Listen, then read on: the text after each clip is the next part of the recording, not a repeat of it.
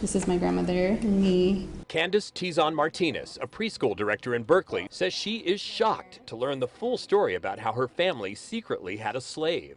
A lot of us didn't know. My brother and I talked on the phone yesterday morning, like, slave? Like, we couldn't chew on that word. It's the cover story in Atlantic magazine, written by Candace's Pulitzer Prize-winning author, uncle, Alex Tizon, and it's sending shockwaves around the world. It's the story of Lola, the woman who spent 56 years as a slave in Alex's family's household. No other word but slave encompassed the life she lived.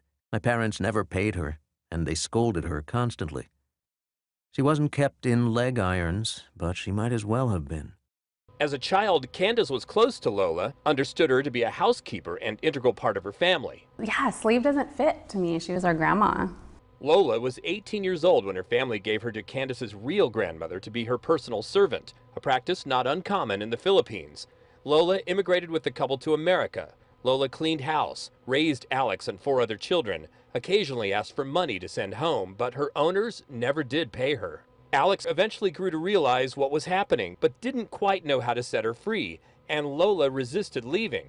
Eventually, when Candace's grandmother died, Uncle Alex took Lola in and ended up paying her a stipend and helping her get odd jobs. But Lola was old by then. She had never had children of her own, never even had a boyfriend.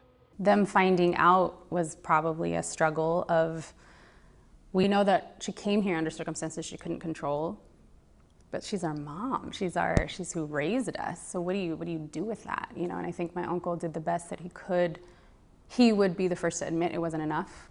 Gosh, it's a brutal, messy, ugly, and beautiful family lineage. A family story that Candace is taking to heart. To be appalled and to be proud, and then teach our children how to treat people and what's right and what's wrong, and to pass that on with the stories. Lola's incredible saga played out in other states, Washington and Oregon, but it probably will not surprise you to learn it could be happening here. We know that there are victims like Lola here in the Bay Area.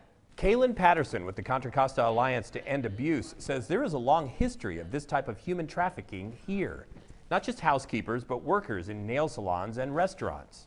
In Contra Costa alone, actually, we were able to track 22 cases of labor trafficking between 2014 and 2016.